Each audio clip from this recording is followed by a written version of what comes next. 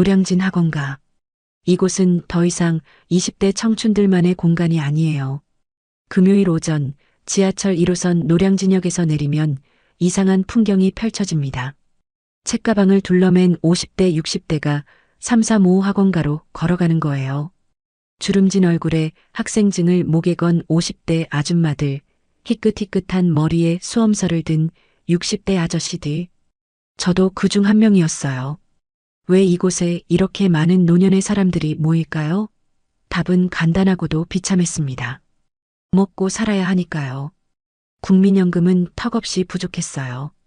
최소 생활비가 120만 원인데 자식들한테 손 벌리긴 싫고, 그래서 우린 다시 학생이 됐습니다. 자격증이라도 따야 일자리가 생기니까요. 저도 그렇게 노량진으로 왔어요. 매주 금요일마다 부산에서 KTX를 타고 서울로 올라갔죠. 요양보호사 자격증을 따기 위해서요. 외롭고 막막했어요. 70까지, 아니 건강이 허락하는 한 평생 일해야 한다는 게 너무 버거웠거든요. 그런데 그 학원에서 뜻밖의 일이 생겼습니다. 저와 비슷한 연배의 사람들이 모이는 곳이다 보니 이곳은 황혼 연애의 낙원이 되어버렸습니다. 그곳에서 저와 사정이 비슷한 한 남자를 만나게 되었습니다. 그리고 늦은 나이지만 타오르는 장작처럼 뜨거운 사랑이 시작되었습니다. 고작 3개월 짧은 시간 동안 우린 서로에게 의지했고 남은 인생을 함께하자고 약속했죠. 하지만 그 남자는 많은 비밀을 가지고 있었죠. 저도 모르겠어요. 정말로요. 이게 진짜 사랑일까요? 아니면 그냥 외로움을 잊기 위함일까요? 여러분이라면 어떻게 하시겠어요? 환갑을 앞두고 노량진 학원에서 다시 만난 사랑. 하지만 현실은 너무 복잡하고 불안했어요. 제 이야기를 끝까지 들어주시고 댓글로 여러분의 지혜가 담긴 의견을 나눠주세요. 저는 지금 선택의 기로에 서 있습니다. 시청 전 구독과 좋아요, 그리고 알람 설정해 주시면 매일 새로운 이야기로 찾아뵙겠습니다. 그날이 금요일이었어요. 새벽 5시 반에 일어나 부산역으로 향했죠. KTX 첫 차를 타야 오전 9시 학원 수업에 맞출 수 있었거든요. 가방 안에는 볼펜 몇 자루와 공책, 그리고 김밥 하나가 들어 있었어요. 점심값이라도 아껴야 했으니까요. 기차 안은 한산했어요. 대부분 좌석이 비어 있었죠. 창밖으로 어둠이 걷히고 서서히 해가 떠올랐어요. 예전엔 이 시간에 남편과 함께 아침 식사를 했었는데 5년이 지났는데도 가끔 그 생각이 나더라고요. 혼자라는 게 실감날 때마다 가슴 한구석이 텅 빈 것처럼 허전했어요. 서울역에 도착하니 7시 반이었어요. 지하철로 갈아타고 노량진역까지 가는 동안 출근하는 젊은 직장인들 사이에 섞여 있었죠. 다들 피곤한 얼굴로 스마트폰을 들여다보고 있었어요. 저만 이상하게 긴장되더라고요. 학원 첫날이었거든요. 노량진역에서 내리니 낯선 풍경이 펼쳐졌어요. 책가방을 맨 사람들이 335 같은 방향으로 걸어가고 있었죠. 20대 젊은이들만 있는 줄 알았는데 제 또래나 더 나이 든 분들도 꽤 많았어요. 희끗희끗한 머리에 학생증을 목에 건 60대 아저씨, 등산복 차림에 책가방을 둘러맨 50대 아줌마들. 다들 어딘가 지쳐 보였지만 동시에 간절해 보였어요. 학원 건물은 생각보다 낡았어요. 좁은 계단을 올라가니 복도에서 커피 냄새와 프린트 잉크 냄새가 섞여났죠. 3층 요양보호사 자격증 교육장. 문을 열고 들어가니 이미 몇 분이 앉아 있었어요. 다들 50대 이상으로 보였어요. 여자분들이 대부분이었고요. 저는 뒤쪽 창가 자리에 앉았어요. 가방에서 공책과 볼펜을 꺼내 책상 위에 올려놓고 괜히 핸드폰을 만지작거렸죠. 어색했어요. 학생이 된 게 몇십 년 만인지. 옆자리에 앉은 분이 말을 걸어왔어요. 첫날이세요? 네, 그렇습니다. 저도요. 떨리네요. 시험 보는 것도 진짜 오랜만이잖아요.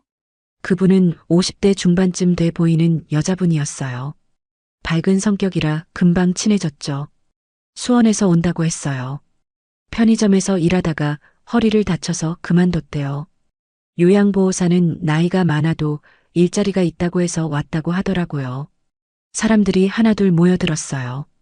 수업 시작 10분 전쯤 남자분 한 분이 들어왔죠. 60대 초반으로 보였어요. 키가 크고 어깨가 넓었는데 걸음걸이가 어딘가 무거워 보였어요. 재킷에 청바지를 입고 있었고 손에는 낡은 서류 가방을 들고 있었죠. 그분이 제 옆 빈자리에 앉았어요. 인사를 하더라고요. 안녕하세요. 네, 안녕하세요. 목소리가 낮고 차분했어요. 가방에서 노트와 펜을 꺼내 놓는 모습이 참 정돈돼 보였어요. 오랫동안 직장 생활을 한 사람 같았죠. 손에 난 굳은 살을 보니 육체 노동도 해본 것 같았고요. 강사님이 들어오면서 수업이 시작됐어요. 요양보호사의 역할과 자세에 대한 내용이었죠. 노인을 돌보는 일이니만큼 인내심과 체력이 필요하다고 했어요.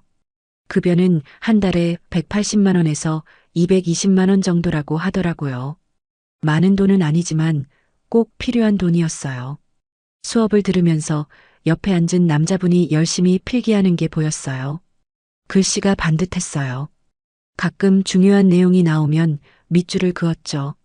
저도 덩달아 열심히 적었어요. 3시간 수업이 끝나고 점심시간이었어요. 다들 우르르 밖으로 나갔죠. 저는 가방에서 김밥을 꺼내 먹으려고 했어요. 학원 로비 의자에 앉아서요. 그런데 옆자리 남자분이 말을 걸었어요. 점심 어디서 하세요? 아, 저는 그냥 여기서 간단하게 먹으려고요. 저도 혼자인데. 괜찮으시면 같이 식사하실래요? 근처에 괜찮은 백반집이 있어요. 순간 망설여졌어요. 모르는 남자분이잖아요. 근데 거절하기도 뭐했어요. 다들 같은 처지인데. 그래서 따라 나갔죠. 학원 근처 골목에 있는 작은 백반집이었어요. 7,000원짜리 제육볶음 정식. 요즘 같은 물가에 이렇게 싼 곳도 있구나 싶었죠. 주문을 하고 마주 앉으니 어색했어요. 그분이 먼저 말을 꺼냈어요. 저는 김태수라고 합니다. 인천에서 왔어요. 네, 저는 이경이에요. 부산에서 왔고요. 부산에서요. 그럼 매주 여기까지 오시는 거예요? 네, 금요일마다요. 주말반이라서 다행이에요. 그거 힘드시겠는데요. 태수 씨 얼굴을 자세히 봤어요. 주름이 꽤 있었지만 눈빛은 맑았어요.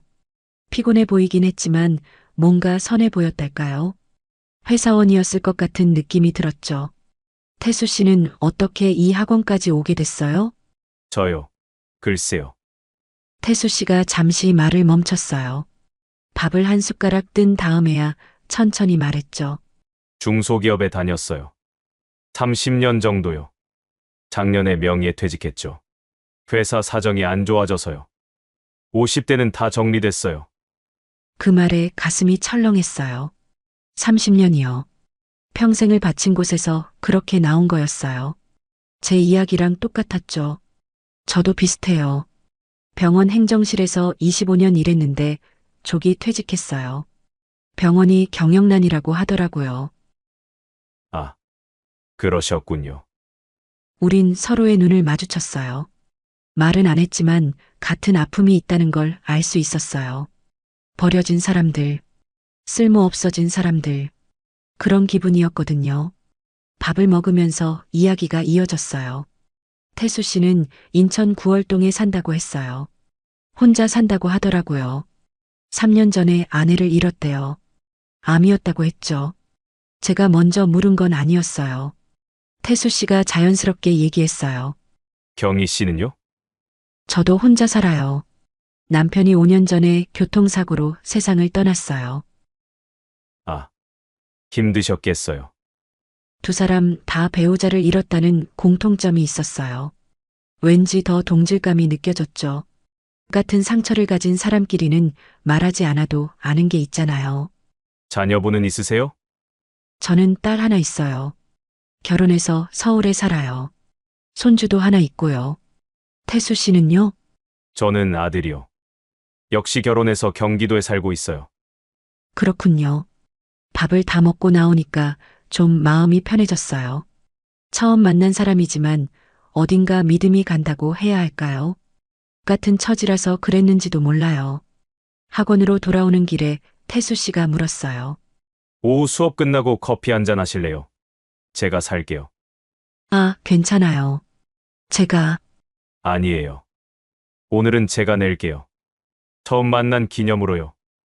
웃으면서 하는 말이었어요. 거절할 수가 없더라고요.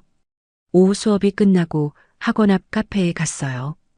태수 씨가 아메리카노 2잔을 주문했죠. 창가 자리에 마주 앉았어요. 경희 씨, 학원 다니는 게 쉽진 않죠?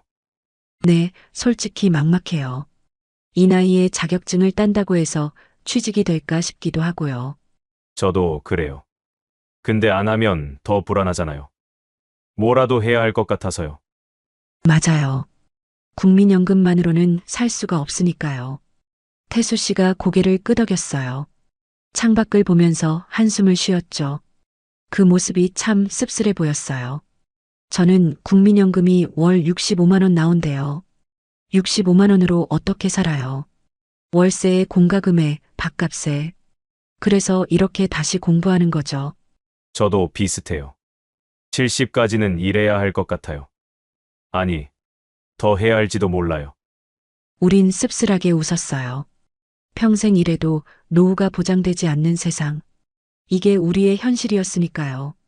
그렇게 첫날이 지났어요. 헤어지면서 태수 씨가 말했어요. 다음 주에 또 봬요. 경희 씨. 네, 다음 주에 봬요. 부산으로 돌아오는 KTX 안에서 창밖을 바라봤어요. 어둠이 깔린 풍경이 스쳐 지나갔죠. 오늘 만난 태수 씨가 자꾸 떠올랐어요. 낯선 사람인데 왜 그렇게 편하게 느껴졌을까요? 같은 아픔을 가진 사람이라서 그랬을까요? 그땐 몰랐어요. 이 만남이 제 인생에 얼마나 큰 변화를 가져올지. 그저 같은 처지의 동료를 만났다고만 생각했죠. 하지만 운명은 이미 시작되고 있었어요. 그 다음 주 금요일도 어김없이 새벽 KTX를 탔어요. 이상하게 지난주보다 발걸음이 가벼웠어요. 학원 가는 게 조금은 기대되더라고요. 태수 씨를 다시 만난다는 생각 때문이었을까요? 아니에요.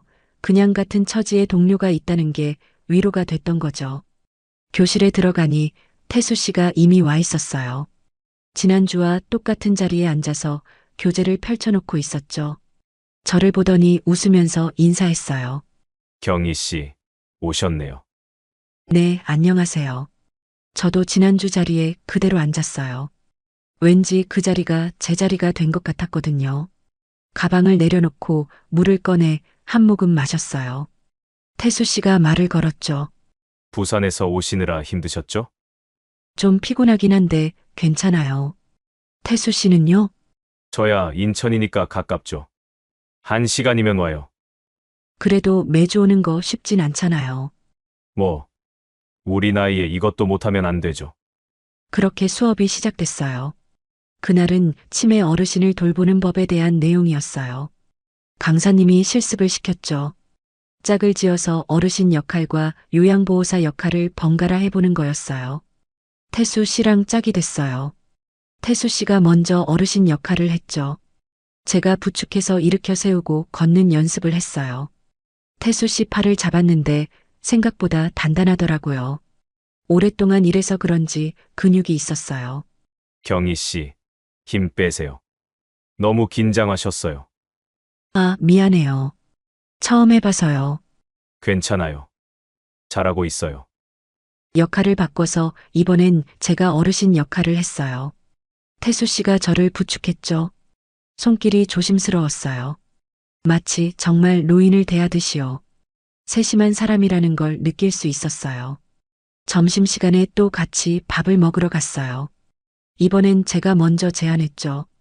지난주 백반집 말고 다른 곳으로 가자고요. 근처에 칼국수집이 있었거든요. 6,000원이면 배불리 먹을 수 있었어요. 칼국수를 먹으면서 태수 씨가 자기 얘기를 조금 더 했어요. 중소기업에서 생산관리 업무를 했대요. 매일 공장에 나가서 직원들 관리하고 자재 발주하고 그런 일이었다고 했죠. 30년을 한자리에서 일했다고 하더라고요. 평생 직장이라고 생각했어요. 정년까지 다닐 줄 알았죠. 근데 회사가 해외로 공장을 옮기면서 국내 인력을 대폭 줄였어요. 50대는 거의 다 내보냈죠. 많이 힘드셨겠어요. 힘들었죠. 뭐 하나 준비된 게 없었으니까요. 퇴직금 받아서 잠깐은 버텼는데 그것도 얼마 못 가더라고요. 집 대출금 갚고 생활비 쓰다 보면 금방이에요. 태수 씨 얼굴에 피곤함이 역력했어요. 주름이 더 깊어 보였죠.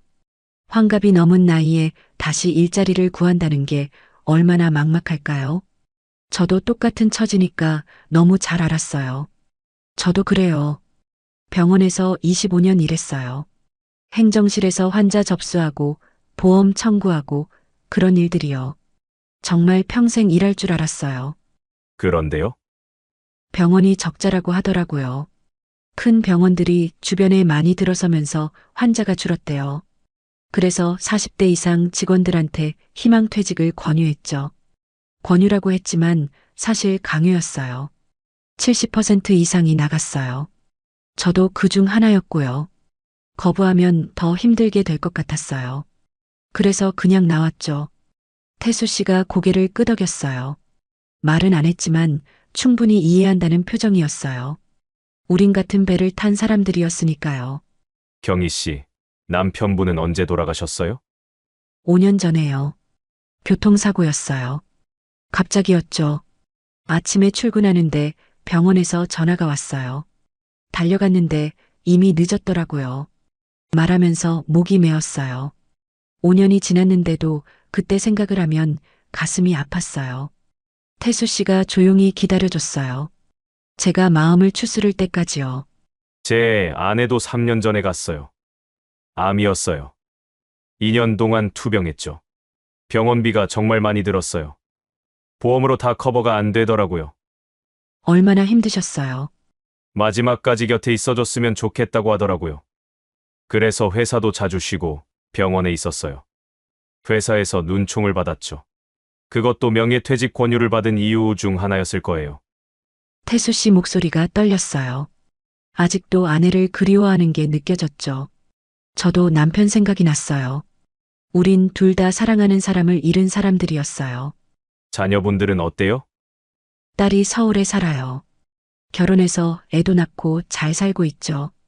그런데 자주 못 봐요. 바쁘니까요. 명절 때나 보는 정도예요. 아드님은요? 저희 아들도 비슷해요. 경기도에서 직장 다녀요. 가끔 전화는 하는데 만나긴 쉽지 않아요. 애들도 애들 인생이 있잖아요. 그렇죠. 짐이 되긴 싫으니까요. 맞아요. 그래서 더 일을 해야 해요. 혼자서도 살 수 있어야죠. 우린 참 많이 닮았어요.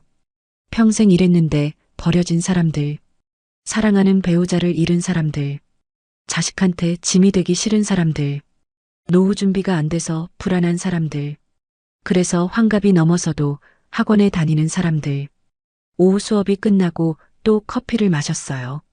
이번엔 제가 샀어요. 지난주에 태수 씨가 샀으니까요. 카페 창가에 앉아서 이야기를 나눴죠. 경희 씨, 요양보호사 자격증 따면 어디서 일하실 거예요? 부산에서 요양원이나 요양병원 알아볼 생각이에요. 집에서 가까운 곳으로요. 태수 씨는요? 저도 인천 쪽에서요. 아니면 방문 요양도 괜찮을 것 같아요. 힘들겠어요. 체력적으로요. 그래도 해야죠. 먹고 살려면요. 태수 씨가 웃었어요. 씁쓸한 웃음이었어요. 저도 따라 웃었죠.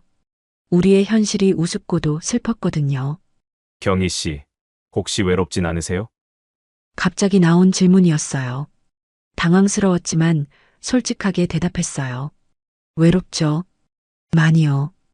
혼자 밥 먹고, 혼자 TV 보고, 혼자 자고. 처음엔 정말 힘들었어요. 지금은 좀 익숙해졌지만요. 저도 그래요. 아내가 없는 집이 너무 적막해요. 말할 사람도 없고요. 그래서 가끔 TV를 켜놓고 살아요. 소리라도 있으면 덜 외롭거든요. 알아요. 저도 그래요. 우린 서로를 바라봤어요. 같은 외로움을 아는 사람끼리만 통하는 시선이었어요. 말하지 않아도 알 수 있었죠. 서로가 얼마나 힘든지를요. 그날 헤어질 때 태수 씨가 말했어요.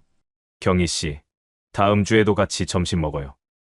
혼자 먹는 것보다 같이 먹는 게 훨씬 좋더라고요. 네, 좋아요. 부산으로 돌아오는 기차 안에서 생각했어요. 태수 씨와 저는 정말 많이 닮았어요. 같은 상처, 같은 외로움, 같은 불안. 그래서 더 편하게 느껴지는 걸까요?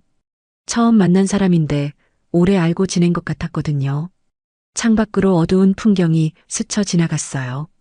어딘가에선 불빛이 보였죠. 따뜻한 가정의 불빛 같았어요. 저도 저런 따뜻함이 그리웠어요. 혼자 사는 집으로 돌아가면 또 적막함이 저를 기다리고 있을 텐데요. 그땐 몰랐어요. 태수 씨와의 만남이 단순한 동료애를 넘어서게 될 줄은요. 우린 같은 아픔을 가진 사람들이었고, 그게 우리를 더 가까이 만들고 있었던 거죠. 그렇게 4주가 지났어요. 매주 금요일마다 학원에 갔고, 태수 씨와 점심을 먹었죠. 어느새 우리만의 루틴이 생겼어요.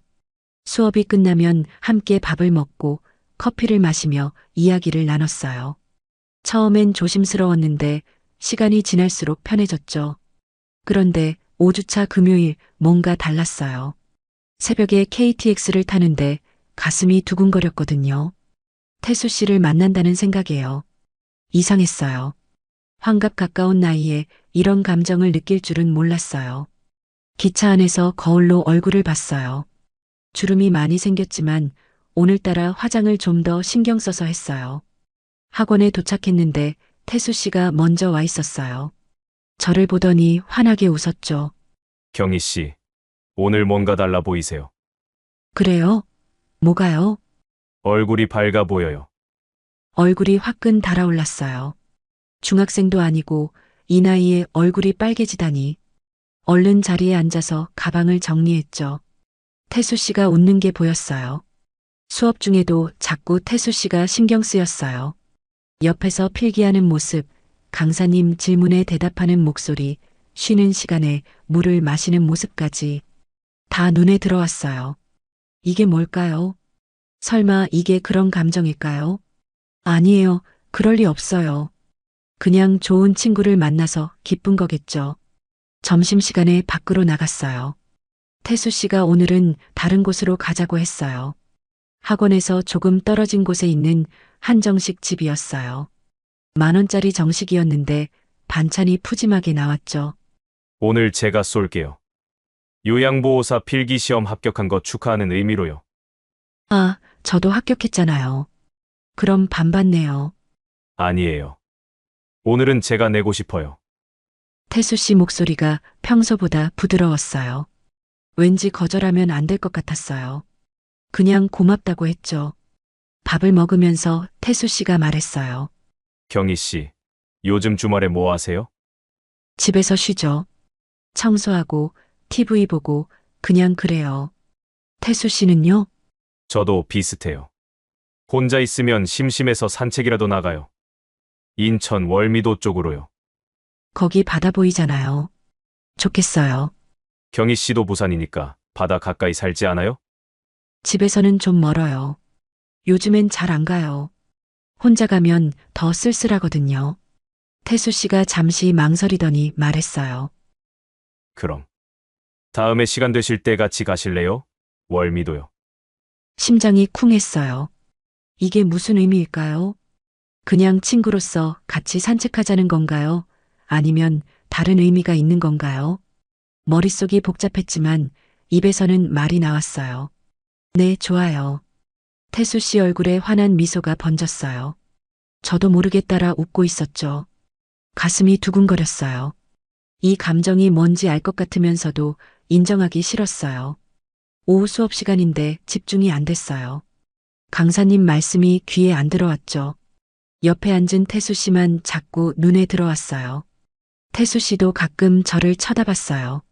눈이 마주칠 때마다 얼굴이 뜨거워졌죠. 수업이 끝나고 커피를 마시러 갔어요. 카페에 앉았는데 태수 씨가 제 손을 가만히 바라봤어요. 뭔가 말하려는 것 같았는데 망설이더라고요. 저도 긴장됐어요. 경희 씨, 네, 요즘 제가 이상해요. 이상하다니요? 경희 씨 생각이 자꾸 나요. 금요일이 기다려지고 주말 내내 다음 주 금요일만 생각하게 돼요. 이게 무슨 의미인지 저도 잘 모르겠어요. 태수 씨 목소리가 떨렸어요. 저를 똑바로 쳐다보고 있었죠. 저도 똑같았어요. 똑같이 금요일만 기다렸고 똑같이 태수 씨 생각을 했어요. 근데 입 밖으로 말이 나오지 않았어요. 저도 비슷해요. 정말요? 네. 저도 금요일이 기다려져요. 태수 씨 만나는 게 좋아요. 태수 씨가 웃었어요. 정말 환하게요. 60이 넘은 나이인데 소년처럼 순수하게 웃더라고요. 제 가슴이 또 쿵 했어요. 그날 헤어질 때 태수 씨가 말했어요. 다음 주 토요일 월미도에서 봬요. 제가 약속 장소 문자 드릴게요. 네, 알겠어요. 부산으로 돌아오는 기차 안에서 창밖만 쳐다봤어요. 웃음이 나왔어요. 환갑 가까운 나이에 남자를 만나러 간다니. 그것도 설레는 마음으로요. 이게 맞는 걸까요? 죽은 남편한테 미안했어요. 근데 동시에 행복했어요. 그 주 내내 옷장을 뒤졌어요. 뭘 입어야 할지 고민했죠. 50대 아줌마가 뭘 입는다고 달라지겠어요. 근데 자꾸 거울을 봤어요. 머리 스타일도 바꿔볼까 생각했고요. 결국 친구한테 전화해서 미용실을 추천받아 머리도 했어요. 토요일 아침 부산역에서 KTX를 탔어요. 이번엔 학원 가는 게 아니라 태수 씨를 만나러 가는 거였어요. 가슴이 두근거렸죠. 인천역에 도착해서 택시를 탔어요. 월미도 공원 입구에서 만나기로 했거든요. 태수 씨가 먼저 와 있었어요. 깔끔한 셔츠에 면바지를 입고 있었죠. 평소 학원에서 보던 것보다 훨씬 멋있어 보였어요. 경희 씨, 오셨네요. 찾기 힘들지 않으셨어요? 아니에요. 택시 타고 왔어요. 오늘 날씨 좋죠? 산책하기 딱 좋아요. 우린 천천히 걸었어요. 바다가 보이는 산책로를 따라서요. 바람이 불었어요. 시원하고 상쾌했죠. 사람들이 많았어요. 가족들, 연인들, 친구들. 다들 행복해 보였어요. 경희 씨, 커피 마실래요? 네, 좋아요. 카페에 들어가서 아메리카노 2잔을 주문했어요. 창가 자리에 앉았죠. 바다가 한눈에 보였어요. 태수 씨가 말했어요. 경희 씨, 오늘 와줘서 고마워요. 혼자 있으면 너무 외로워서요. 저도 고마워요. 초대해줘서요.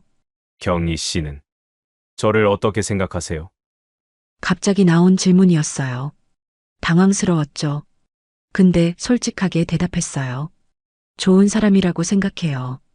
저랑 비슷한 처지라서 더 마음이 편하고요. 저도 경희 씨가 편해요.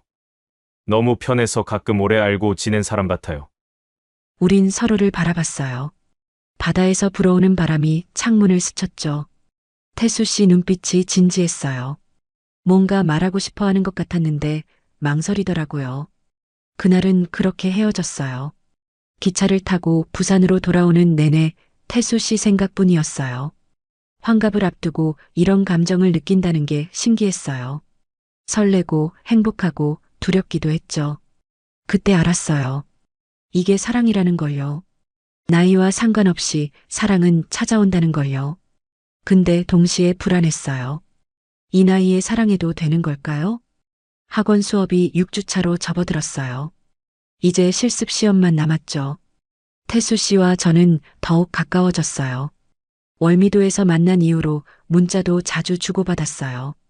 아침에 일어나면 태수 씨한테서 문자가 와 있었고, 저도 자기 전에 문자를 보냈죠. 좋은 아침입니다. 오늘 하루도 힘내세요. 고맙습니다. 태수 씨도 좋은 하루 보내세요. 이런 간단한 문자였지만 그게 너무 좋았어요. 누군가 저를 생각해 준다는 게 얼마나 큰 위로가 되는지 몰랐거든요. 실습 시험 날이었어요. 긴장했지만 태수 씨가 옆에 있어서 든든했어요. 짝을 지어서 시험을 봤는데 당연히 태수 씨랑 했죠. 어르신을 부축하고 식사 보조를 하고 위생 관리를 하는 모든 과정을 무사히 마쳤어요. 시험이 끝나고 강사님이 말했어요. 수고하셨어요. 전원 합격입니다. 다음 주에 자격증 나오면 연락드릴게요. 박수 소리가 났어요. 다들 기뻐했죠. 저도 태수 씨도 웃었어요. 드디어 자격증을 땄어요. 이제 진짜 일을 시작할 수 있게 됐죠. 수업이 다 끝나고 마지막 날이라 다들 헤어지기 아쉬워했어요. 함께 고생한 동료들이었으니까요. 서로 연락처를 교환하고 다음에 또 보자고 약속했죠. 태수 씨가 제 팔을 살짝 잡았어요. 경희 씨, 우리 저녁 먹고 가요. 자격증 딴 거 축하하는 의미로요. 네, 좋아요. 학원 근처가 아니라 조금 멀리 갔어요. 노량진 수산시장 근처 횟집이었어요. 태수 씨가 예약해뒀다고 하더라고요. 2층 창가 자리에 앉으니 한강이 보였어요. 석양이 지고 있었죠. 오늘은 특별한 날이니까 제대로 먹어요. 태수 씨가 회를 주문했어요. 광어와 우럭 모듬이었죠. 소주도 한 병 시켰어요. 오랜만에 먹는 회였어요. 퇴직하고 나서 이런 거 먹을 여유가 없었거든요. 건배해요. 우리 자격증 땄어요. 건배. 소주잔을 부딪혔어요. 소주가 목으로 넘어갔죠. 따끔하면서도 시원했어요. 회를 한 점 집어 먹었어요. 쫄깃하고 신선했어요. 맛있죠? 네, 정말 맛있어요. 근데 비싸지 않아요? 괜찮아요. 오늘은 제가 내고 싶어서요. 밥을 먹으면서 이야기를 나눴어요. 이제 학원도 끝났고 각자 일자리를 알아봐야 한다고 했죠. 태수 씨는 인천에서, 저는 부산에서요. 그 말을 하니까 갑자기 서글퍼졌어요. 이제 매주 금요일에 만날 수 없겠구나. 경희 씨, 슬퍼 보이네요. 아, 아니에요. 그냥 이제 못 만나는구나 싶어서요. 저도 그게 제일 걱정이에요. 태수 씨가 소주를 한 잔 더 마셨어요. 얼굴이 빨개졌어요. 뭔가 말하고 싶어 하는 것 같았는데 망설이더라고요. 저도 한 잔 더 마셨어요. 용기를 내고 싶었거든요. 경희 씨, 네, 저 할 말이 있어요. 태수 씨 목소리가 떨렸어요. 심각해 보였죠. 가슴이 두근거렸어요. 저 경희 씨를 좋아해요. 처음엔 친구로 생각했는데 시간이 지나면서 그게 아니라는 걸 알았어요. 경희 씨 생각이 자꾸 나고 보고 싶고 목소리가 듣고 싶어요. 태수 씨가 제 눈을 똑바로 쳐다봤어요. 진심이 느껴졌어요. 저도 똑같았거든요. 똑같이 좋아했고 똑같이 보고 싶었어요. 저도 태수 씨를 좋아해요. 정말요? 네, 정말이에요. 태수 씨가 환하게 웃었어요. 제 손을 잡았죠. 따뜻했어요. 오랜만에 느끼는 온기였어요. 5년 동안 누구도 제 손을 이렇게 잡아주지 않았거든요. 저는 경희 씨하고 남은 인생 함께하고 싶어요. 우리 나이가 적진 않지만 그래도 같이 있으면 외롭지 않을 것 같아요. 고백이었어요. 재혼을 하자는 거였죠. 환갑을 앞둔 나이에 받는 프로포즈였어요. 가슴이 뛰었어요. 행복했어요. 근데 동시에 두려웠어요. 정말 괜찮을까요? 이 나이에 다시 시작하는 게 맞는 걸까요? 태수 씨, 저도 그래요. 태수 씨랑 같이 있으면 행복해요. 근데, 근데요? 우리 너무 빨리 가는 거 아닐까요? 아직 석 달밖에 안 됐잖아요. 저도 알아요. 근데 제 나이가 62이에요. 남은 시간이 얼마나 될까요? 천천히 갈 여유가 없어요. 하루하루가 아까워요. 태수 씨 눈에 눈물이 맺혔어요. 저도 울컥했어요. 맞아요. 우린 젊지 않아요.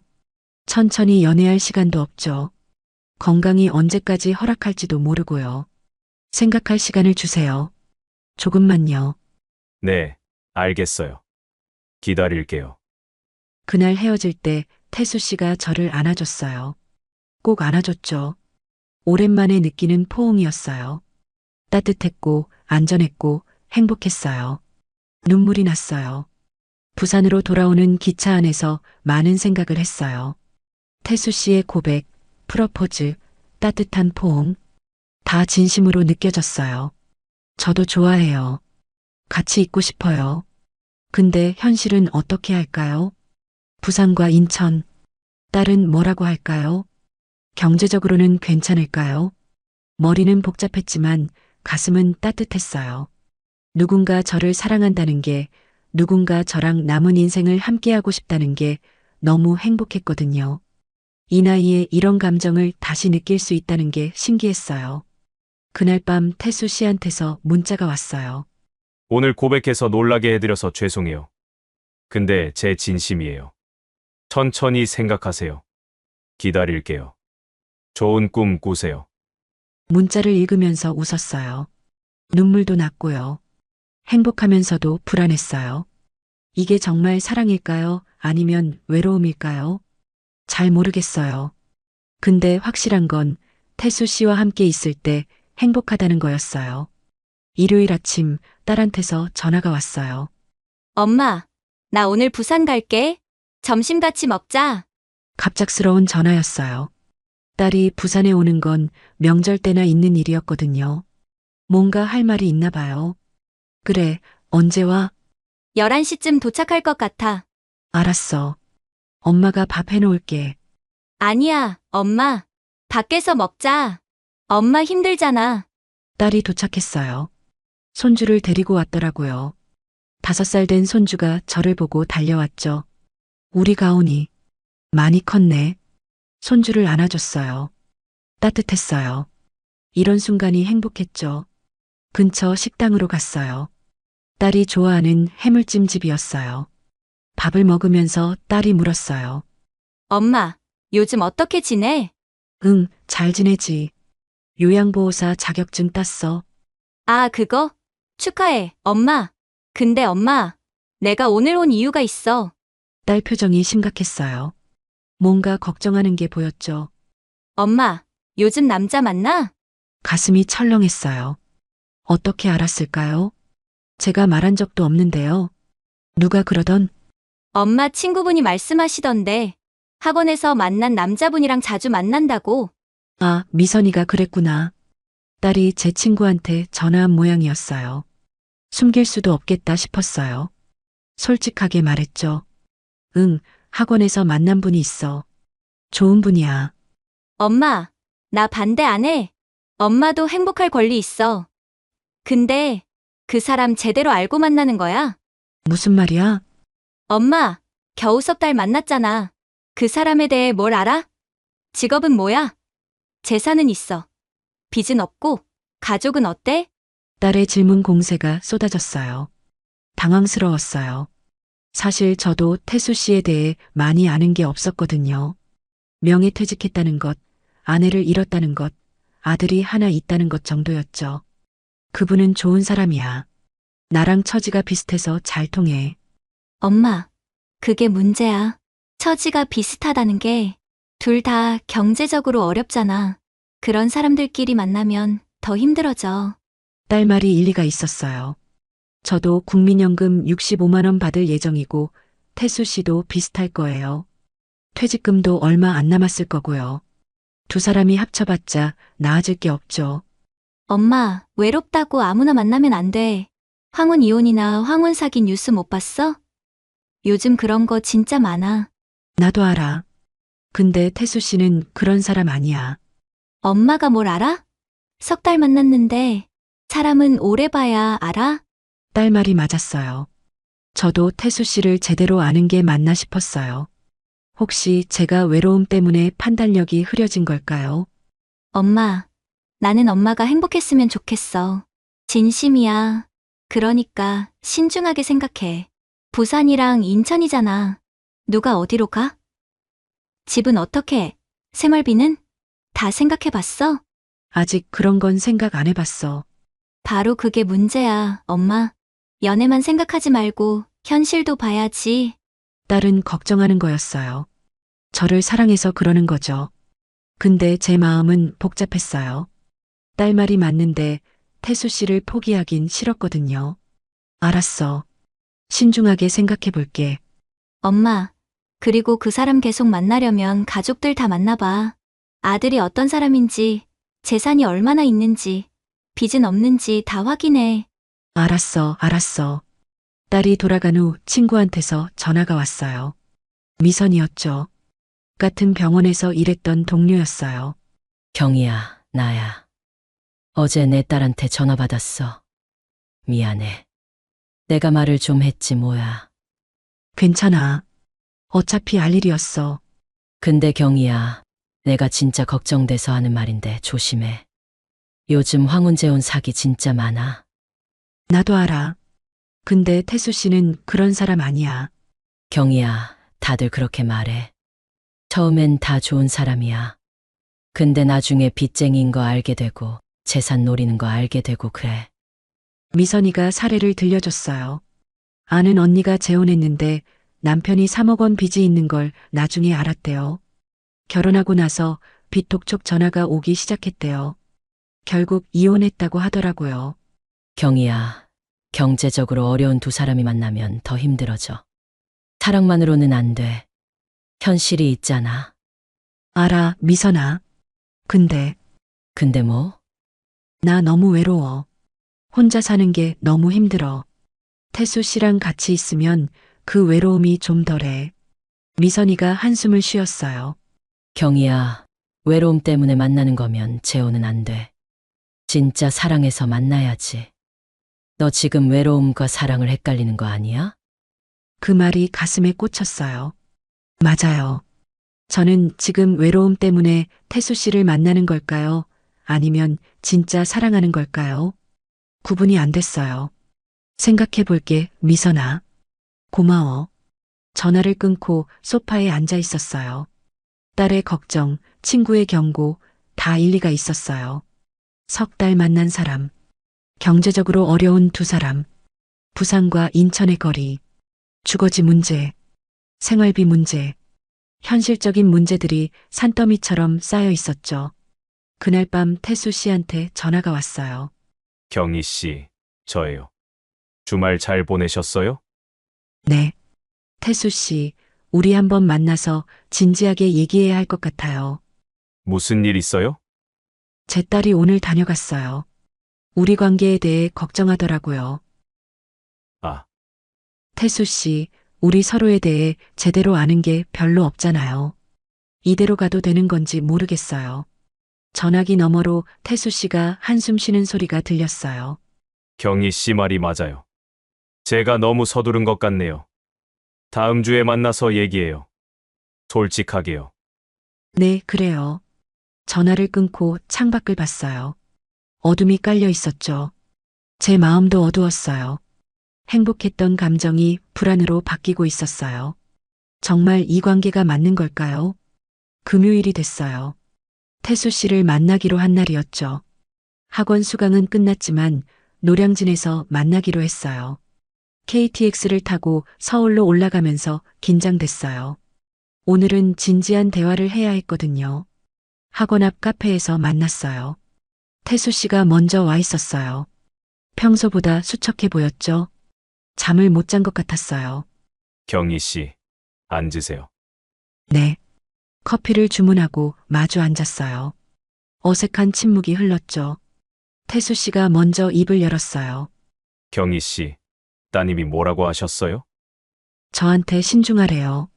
석 달밖에 안 만난 사람인데 너무 빨리 진행하는 거 아니냐고요. 태수 씨에 대해 제대로 아는 게 있냐고 물었어요. 맞는 말이에요. 친구도 전화했어요. 황혼 재혼 사기 조심하래요. 경제적으로 어려운 두 사람이 만나면 더 힘들어진다고요. 태수 씨가 고개를 떨구었어요. 한참 아무 말도 없었죠. 커피 잔을 꼭 쥐고 있었어요. 경희 씨, 네, 사실은 제가 숨긴 게 있어요. 가슴이 철렁 내려앉았어요. 숨긴 게 있다고요. 뭘까요? 나쁜 예감이 들었어요. 뭔데요? 태수 씨가 숨을 크게 들이쉬었어요. 손이 떨리고 있었죠. 저한테 빚이 좀 있어요. 빚이요? 네. 8천만 원이요. 머리가 멍했어요. 적은 돈이 아니었어요. 아니, 우리 같은 사람들한테는 엄청난 금액이었죠. 어떻게 된 거예요? 3년 전에요. 아내가 암 투병할 때요. 제가 동업으로 작은 사업을 시작했어요. 식당이었어요. 친구랑 같이요. 병원비 벌려고요. 태수 씨 목소리가 떨렸어요. 계속 말을 이었죠. 근데 코로나가 터졌어요. 손님이 끊겼죠. 6개월 버텼는데 안 되겠더라고요. 결국 문을 닫았어요. 대출받은 돈이 1억이었어요. 아직 다 못 갚아서 8천만 원 정도 남았어요. 제 손이 차가워졌어요. 빚이 있는데 지금까지 숨기고 있었던 거죠. 왜 지금까지 말 안 했어요? 말하면 경희 씨가 저를 떠날까봐 무서웠어요. 돈 때문에 접근한다고 생각할까봐요. 근데 아니에요. 진짜 경희 씨를 좋아해서예요. 태수 씨 눈에 눈물이 고였어요. 근데 저는 화가 났어요. 숨겼다는 게요. 태수 씨, 진짜 좋아했으면 처음부터 솔직하게 말했어야죠. 지금까지 속인 거잖아요. 죄송해요. 정말 죄송해요. 근데 경희 씨, 저 경희 씨한테 돈 바라는 거 아니에요. 그냥 같이 있고 싶었어요. 외로웠어요. 저도 외로웠어요. 근데 이건 아니잖아요. 눈물이 났어요. 배신당한 기분이었어요. 3달 동안 믿었는데 중요한 걸 숨기고 있었던 거예요. 태수 씨, 8천만 원을 어떻게 갚을 건데요? 국민연금으로요? 월 60만 원 받는데요? 저 일하면서 조금씩 갚으려고요. 월 50만 원씩 갚고 있어요. 그럼 남는 돈이 얼마예요? 10만 원이요? 그걸로 어떻게 살아요? 태수 씨가 대답을 못했어요. 현실이 너무 가혹했죠. 8천만 원 빚, 국민연금 60만 원, 월 50만 원씩 갚으면 10만 원 남아요. 생활비도 안 되죠. 경희 씨, 저 정말 경희 씨 돈 노리고 접근한 거 아니에요. 진짜예요. 저도 돈 없어요. 퇴직금도 얼마 안 남았고 국민연금도 65만 원 받을 거예요. 제가 태수 씨 빚 갚아줄 수 있는 형편이 아니에요. 알아요. 그래서 더 미안해요. 제가 짐이 될까 봐요. 친구 말이 맞았어요. 경제적으로 어려운 두 사람이 만나면 더 힘들어진다고요. 8천만 원 빚까지 있으면 어떻게 살아요? 저도 빠듯한데요. 잠시 침묵이 흘렀어요. 커피는 식어버렸고 카페 안은 시끄러웠지만 우리 테이블만 조용했어요. 경희 씨, 제가 빚 다 갚을 때까지 기다려 주실 수 있어요? 얼마나 걸리는데요? 한 8년. 아니 10년. 제 나이가 68살이 될 때까지 기다리라는 거였어요. 그때까지 건강할 수 있을까요? 그때까지 살아있을까요? 태수 씨, 저희 나이가 몇인데 10년을 기다려요. 그럼 어떻게 해야 해요? 모르겠어요. 진짜 모르겠어요. 눈물이 주르륵 흘렀어요. 행복했던 지난 3달이 주마등처럼 스쳐 지나갔어요. 처음 만났던 날, 같이 밥 먹었던 날, 월미도에서 산책했던 날, 고백했던 날. 다 좋았는데. 근데 현실은 너무 냉혹했어요. 태수 씨도 울고 있었어요. 어깨가 떨렸죠. 경희 씨, 정말 죄송해요. 진작 말했어야 했어요. 근데 무서웠어요. 경희 씨 잃을까 봐요. 저도 무서워요. 이 관계가 맞는 건지, 외로움 때문에 판단력이 흐려진 건 아닌지, 8천만 원 빚을 어떻게 감당할지. 그날 그렇게 헤어졌어요. 결론을 내리지 못한 채로요. 부산으로 돌아오는 기차 안에서 창밖만 봤어요. 눈물이 계속 났어요. 행복했던 게 다 허상이었을까요? 정말 사랑이었을까요? 아니면 외로움이었을까요? 집에 도착해서 소파에 주저앉았어요. 빈집이 너무 적막했어요. 텅 빈 것 같았죠. 태수 씨 문자가 왔어요. 경희 씨, 오늘 상처 드려서 죄송해요. 제가 잘못했어요. 시간을 드릴게요. 천천히 생각하세요. 결정하시면 말씀해 주세요. 어떤 결정이든 존중할게요. 문자를 읽으면서 또 눈물이 났어요. 태수 씨가 나쁜 사람은 아니에요. 좋은 사람이에요. 근데 현실이 너무 힘들었어요. 사랑만으로는 안 되는 게 세상이잖아요. 일주일이 지났어요. 태수 씨한테 연락하지 않았어요. 태수 씨도 문자를 보내지 않았죠. 서로 시간이 필요했나 봐요. 저는 매일 고민했어요. 이 관계를 계속 이어갈 것인가, 아니면 여기서 끝낼 것인가. 밤마다 잠이 안 왔어요. 천장만 쳐다봤죠. 태수 씨 얼굴이 떠올랐어요. 처음 만났을 때 조심스럽게 인사하던 모습, 같이 밥 먹으면서 웃던 모습, 월미도에서 바다를 바라보던 모습, 고백하면서 떨던 목소리. 다 생각났어요. 저는 태수 씨를 사랑하는 걸까요? 아니면 그냥 외로웠던 걸까요? 구분이 안 됐어요. 5년 동안 혼자 살면서 너무 외로웠거든요. 누군가와 밥을 먹고 대화를 나누고 손을 잡는 게 너무 그리웠어요. 태수 씨가 그걸 채워줬죠. 근데 그게 사랑일까요? 딸이 또 전화했어요. 엄마, 그 남자분이랑 어떻게 됐어? 아직 생각 중이야. 엄마, 내 생각엔 그만 만나는 게 나을 것 같아. 8천만 원 빚이 있다면서. 엄마도 힘든데 그 빚까지 어떻게 감당해. 나도 알아. 엄마, 외로우면 그냥 친구들이랑 만나. 취미 생활도 하고. 남자가 꼭 있어야 하는 거 아니잖아. 딸 말이 맞았어요. 남자가 꼭 필요한 건 아니에요. 지금까지 5년 동안 혼자서도 잘 살아왔잖아요. 조금 외롭긴 했지만요. 미선이도 또 전화했어요. 경희야, 결정했어? 아니, 아직. 경희야, 내가 보기엔 그만 만나는 게 나아. 8천만 원 빚이면 진짜 큰 돈이야. 너도 빠듯한데 그걸 어떻게 감당해? 알아. 그리고 경희야, 솔직히 말해줄게. 너 지금 사랑하는 거 아니야. 외로워서 그러는 거야. 진짜 사랑이면 빚이 있어도 괜찮다고 생각할 텐데. 너 지금 고민하잖아. 그 말이 가슴에 꽂혔어요. 맞아요. 진짜 사랑이면 빚 같은 건 문제가 안 되겠죠. 근데 저는 그게 두려웠어요. 경제적으로 힘들어질까 봐요. 그럼 이건 사랑이 아닌 걸까요? 2주가 지났어요.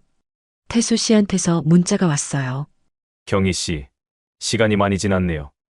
제가 너무 무리한 부탁을 드린 것 같아요. 경희 씨가 편한 대로 결정하세요. 저는 경희 씨 결정을 존중할게요. 다만, 한 가지만 말하고 싶어요. 저는 진심으로 경희 씨를 사랑했어요. 돈 때문이 아니라 경희 씨라는 사람 자체가 좋았어요. 짧은 시간이었지만 행복했어요. 고맙습니다. 문자를 읽으면서 눈물이 났어요. 태수 씨도 힘들었겠구나. 나 때문에 상처받았겠구나. 미안했어요. 그날 밤 오랜만에 남편 사진을 꺼내봤어요. 5년 전에 찍은 사진이었죠. 환하게 웃고 있었어요. 남편이라면 뭐라고 했을까요? 태수 씨 만나는 거 찬성했을까요? 반대했을까요? 여보, 나 어떻게 해야 해? 너무 외로워. 태수 씨는 좋은 사람이야. 근데 빚이 있어. 8천만 원이나. 이 나이에 그걸 감당할 자신이 없어. 근데 태수 씨랑 헤어지면 다시 혼자가 되잖아. 그것도 무서워. 남편 사진이 아무 대답도 하지 않았어요. 당연하죠. 사진일 뿐이니까요. 결정은 제가 해야 했어요. 3주가 지났어요. 저는 결정했어요. 태수 씨한테 전화했죠. 여보세요. 경희 씨. 태수 씨, 저예요. 만날 수 있을까요? 네, 물론이죠. 언제 어디서 만날까요? 이번 토요일 부산으로 와주실 수 있어요? 네, 알겠습니다. 토요일 부산역 앞에서 태수 씨를 만났어요. 3주 만이었죠. 수척해 보였어요. 살이 빠진 것 같았죠. 저도 마찬가지였을 거예요. 해운대로 갔어요.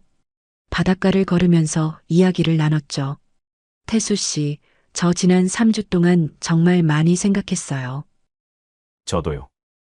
저 솔직히 말할게요. 8천만 원 빚이 무서워요. 경제적으로 힘들까 봐요. 저도 빠듯한데 두 사람이 합쳐봤자 나아질 게 없잖아요. 네. 알아요. 그리고 부산이랑 인천. 거리도 멀어요. 누가 어디로 가야 할지도 모르겠고 각자 집은 어떻게 할지도 고민이에요. 맞아요. 딸도 친구도 다 말려요. 석 달 만난 사람이랑 재혼하는 거 무모하다고요. 태수 씨가 고개를 끄덕였어요. 체념한 것 같았죠. 그래서 저 결정했어요. 태수 씨가 저를 쳐다봤어요. 눈빛이 슬펐어요. 태수 씨, 저 우리 그만 만나는 게 나을 것 같아요. 바람이 불었어요. 파도 소리가 들렸죠. 태수 씨가 아무 말도 하지 않았어요. 한참 후에야 입을 열었어요. 알겠어요. 경희 씨 결정 존중할게요. 미안해요. 정말 미안해요. 아니에요. 경희 씨 잘못 없어요. 제가 처음부터 솔직하게 말했어야 했는데. 그리고 현실적으로 우리가 함께하기엔 너무 많은 장애물이 있네요. 눈물이 났어요. 태수 씨도 울고 있었어요. 바다를 바라보면서요. 경희 씨, 그래도 행복했어요. 짧은 시간이었지만요.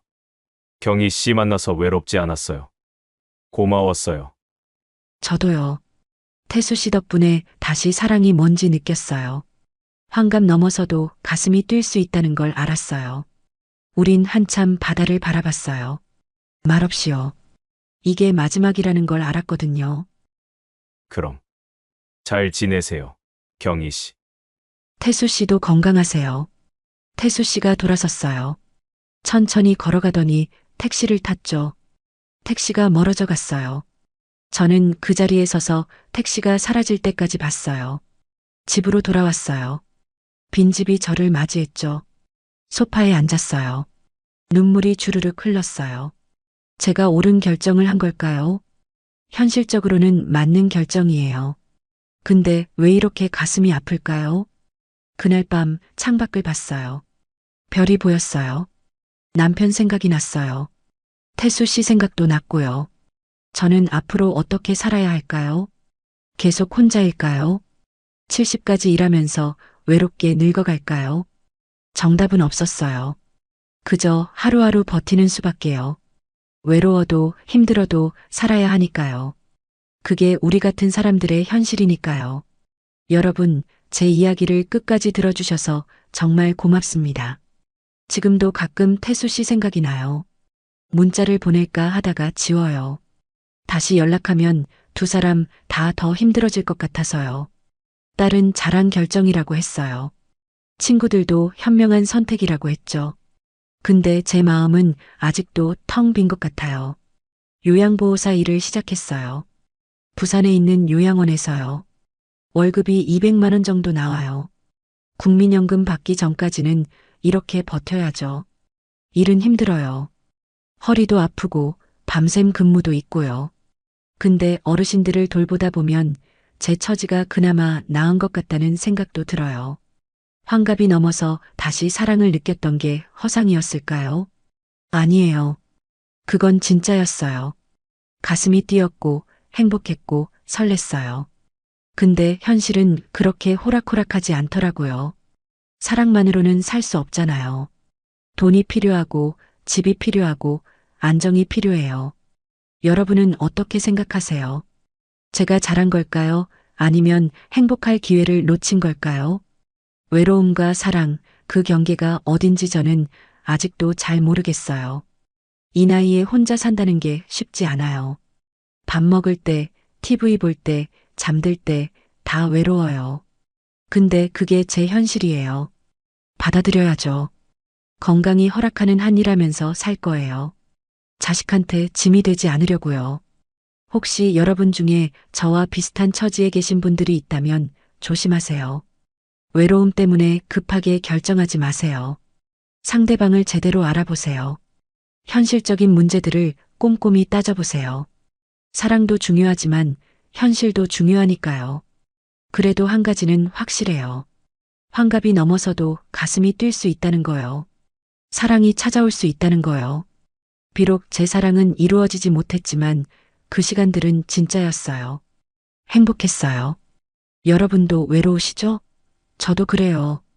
근데 우리 함께 버텨봐요. 힘들어도 살아야 하니까요. 그게 우리 인생이니까요. 댓글로 여러분의 생각을 나눠주세요. 제가 잘한 걸까요? 여러분이라면 어떻게 하셨을까요? 혼자 늙어가는 게 나을까요? 아니면 어려움을 감수하고 함께하는 게 나을까요? 여러분의 소중한 의견이 듣고 싶어요. 그리고 제 이야기가 조금이라도 위로가 되셨다면 구독과 좋아요, 알림 설정 부탁드려요. 여러분의 응원이 큰 힘이 됩니다. 감사합니다.